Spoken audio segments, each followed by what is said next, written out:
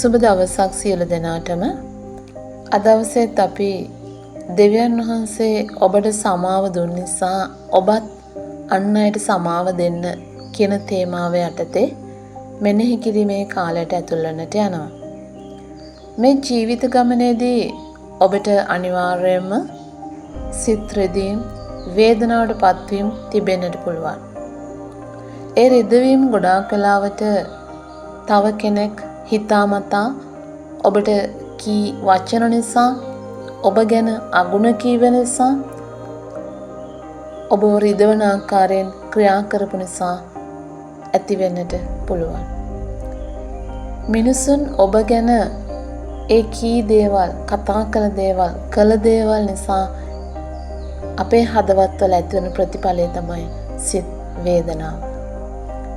ඇත්තටම ඔබ සමාව දීම යන වචනය කියවන සිතන ඕනෑම අවස්ථාවක ඔබේ අතීතයේ ඇතැම් සිදුවුණු සිදුවීම්, ඒ තැන්පත් වුණු සිත් වේදනාවන්, සිත් රිදීම් මතකයට නැගෙන්නට පුළුවන්. ඔබ ගැඹුරින් රිඳවා ඇති නිසා ඒ වේදනාව තරම්ම බරපතල ඔබගේ හදවතේ තැන්පත් වෙලා ඇති නිසා ඒ මතක් කරන හැම වෙලාවකම ඔබට දැනෙන්නේ ඒක නැවුම්ම මේ දැන් සිද්ධ වුණා වගේ වෙන්නට පුළුවන්. ඔබ රිදුන විට වරදකරුන්ට සමාව දීම ගැන සිතීම පවා බොහෝ විට ඔබට දුෂ්කර දෙයක්ව තිබෙන්නට පුළුවන් මේ මොහොතේ. නමුත් ඔබ සමාව දිය යුතු එක් වැදගත් හේතුවක් දෙවියන් වහන්සේගේ වචනය අපට පෙන්වලා දෙනවා. අපි බලමු මේ වචනය එපිස පොතේ 4 වෙනි පරිච්ඡේදයේ 32 වෙනි වගන්තිය. නුඹලා එකිනෙකා කෙරෙහි ගුණවන්තව අනුකම්පා ඇතුව සිට ක්‍රිස්තුස් වහන්සේ තුල දෙවියන් වහන්සේ නුඹලාට කමා වුණ ලෙසම නුඹලාත් එකිනෙකාට කමා වේල්ලා.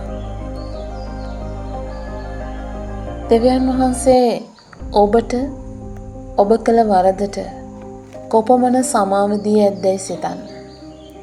එවිට ඔබට පුළුවන් වෙනවා ඔබ රිදවූ අයට සමාව දීමට. එය ඔබට මහත් උපකාරයක් වෙනු ඇති. දෙවියන් වහන්සේ ඔබට සමාව දීලා තියෙන බව ඔබ විශ්වාස කරලා ඒක පිළිගන්නේ නැත්නම් අන් අයට සමාව දීමට ඔබට අපහසුතාවයක් ඇතිවනු ඇත. ඔබට අමාරු වෙනු ඇත. අන් අයට සමාව දීමට ඔබට අමාරු දෙයක් නම් දෙවියන් වහන්සේ ඔබට සමාව දී ඇති බව සැබවින් ඔබ විශ්වාස කරනවාද යන්න ගැන ඔබම සලකා බලන්න. ඔබම සිතා බලන්න.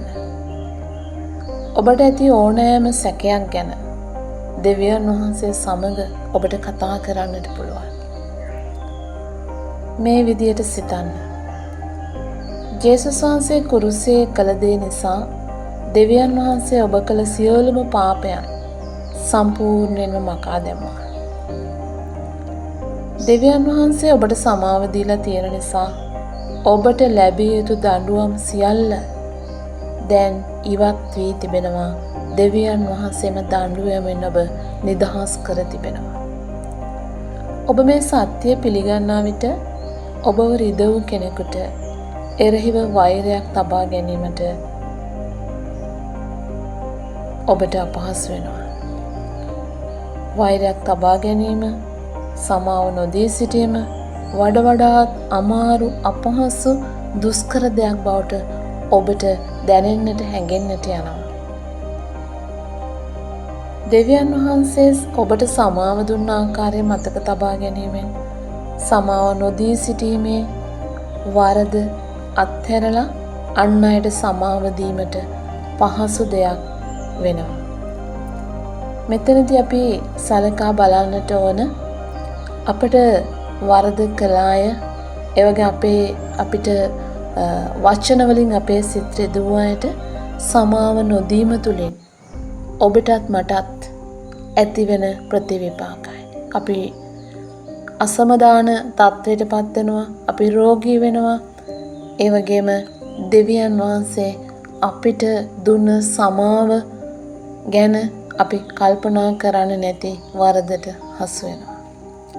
ඉතින් ඒ දෙවියන් වහන්සේගෙන් සමාව ලැබුව අපි අන් අයට සමාව දෙමු.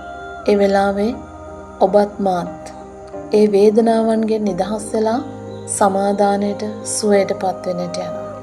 අන් අයත් අපේ සමාව දීම තුළ නිදහස් වෙන්නට යනවා. දෙවියන් වහන්සේ ඔබට සමාව දී තියෙනවා. ඒක උන්වහන්සේගේ පොරොන්දුවක්. උන්වහන්සේ පොරොන්දු ඉටු කරන දෙවියන් වහන්සේ. ඉතින් ඔබට අද දවසේදී අන් අයට සමාව දීලා ඔබත් නිදහස් වෙලා අන් අයත් නිදහස් කරන්නට පුළුවන් වෙන දේව අනුග්‍රහය පිරුණු සුබ දවසක් වේවා. ඔබ සැමට යේසු පිහිටයි.